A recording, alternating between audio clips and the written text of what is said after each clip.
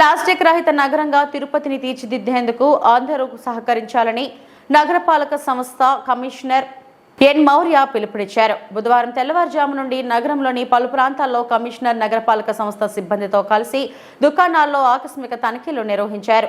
నిషేధిత ప్లాస్టిక్ వస్తువులు కలిగిన రహదారులకు సుమారు 7 లక్షలకు పైగా భారీ జరిమానాలు విధించారు. నిషేధిత ప్లాస్టిక్ వస్తువులను స్వాధీనం చేసుకున్నారు.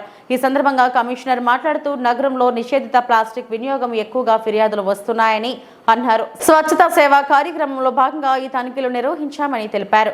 ఈ మేరకు నగరంలో దుకాణాల్లో ఆకస్మికంగా తనిఖీలు నిర్వహించామని అన్నారు. మేజర్గా ఉన్న 3 హోల్సేల్ దుకాణాల్లో ఎక్కువగా నిషేధిత ప్లాస్టిక్ వస్తువులు స్వాధీనం చేసుకుని భారీగా జరిమానాలు విధించడం జరిగిందన్నారు. హోల్సేల్ దుకాణాల నుండి తెచ్చి చిన్న దుకాణంలో విక్రయిస్తున్నారని అన్నారు. అందువల్ల హోల్సేల్ దుకాణాలపై దాడులు నిర్వహించి వారికి వద్ద నుండి అమ్మకాలు జరగకుండా చర్యలు చేపడుతున్నామని పేర్కొన్నారు.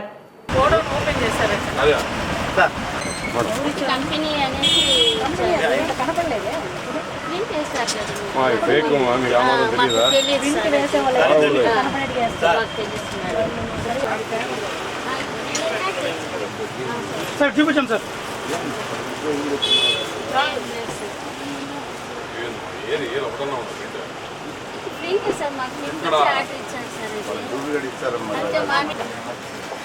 లోకేషన్ అవకాశం ఉంది. నువ్వు ఈశ్వర్ గారు వస్తే మాకు అవకాశం ఉండదు కానీ కొద్దిగా ఆడికి వెళ్ళమ్మా.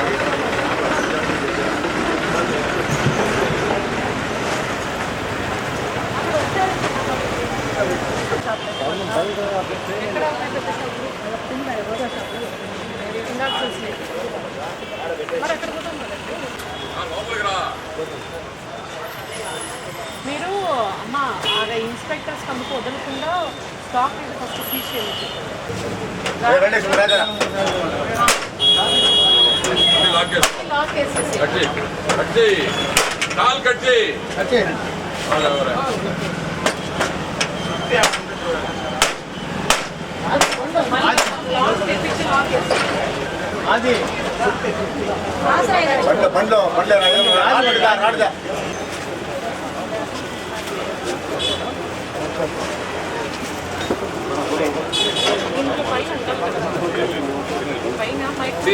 ట్రాక్టర్ ఫస్ట్ బయట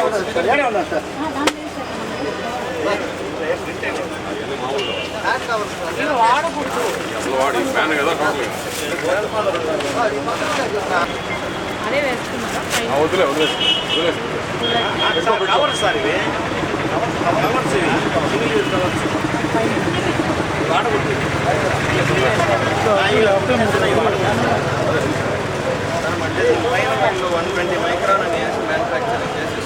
మైక్రాన్తో పనిలేదు.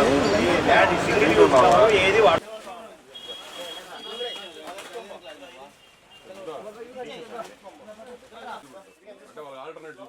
ఇక్కడ ఉన్నాయి చూడమా పైన కాదు చూడ 200 మైక్రాన్ సార్. ఇదేంటి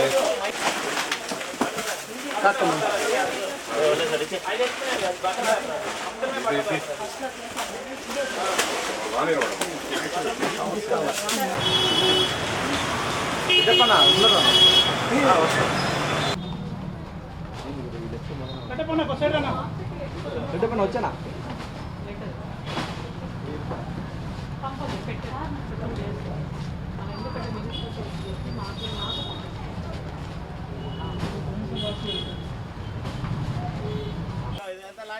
సార్ చూపించండి సార్. సార్ ఇక్కడ చూపించండి సార్. ఒక్క నిమిషం.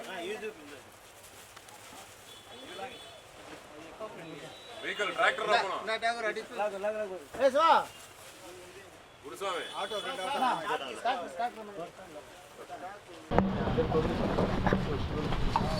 అందరికీ నమస్కారం.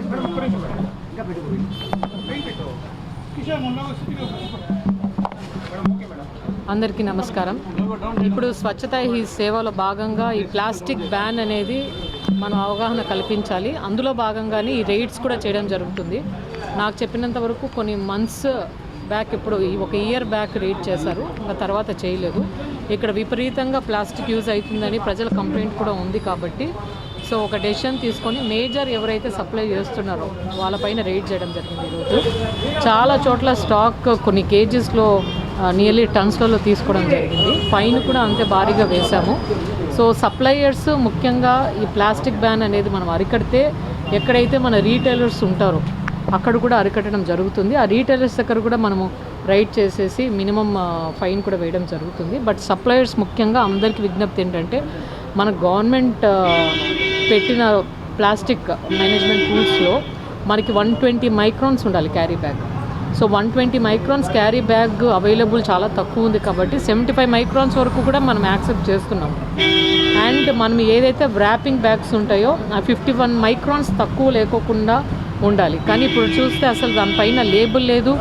లేబుల్ లేకోకుండా అసలు ఎంత మైక్రాన్ అని తెలియదు. ఒకవేళ ఉన్న ఫేక్వి కనిపించినవి ఎక్కువ బ్యాగ్స్ అనేసి తెచ్చుకుంటున్నారు. అవి తెచ్చుకోకూడదు. అది సప్లయర్స్ బాధ్యత కూడా. మీరు ఎవరికైతే మనం రీటైలర్స్కి అమ్ముతున్నామో అప్పుడు మీరు తెచ్చుకునేటప్పుడే 120 మైక్రాన్స్ క్యారీ బ్యాగ్ లేకపోతే 75 మైక్రాన్స్ అబో క్యారీ బ్యాగ్ ఉండాలి. 51 మైక్రాన్స్ అబో మనం ర్యాప్ చేసే బ్యాగ్స్ ఉండాలి. అది జాగ్రత్తగా చూసుకొని సప్లై చేయాల్సిన బాధ్యత సప్లయర్స్కి ఉంది. కాబట్టి ఈరోజు రైడ్ చేయడం జరిగింది.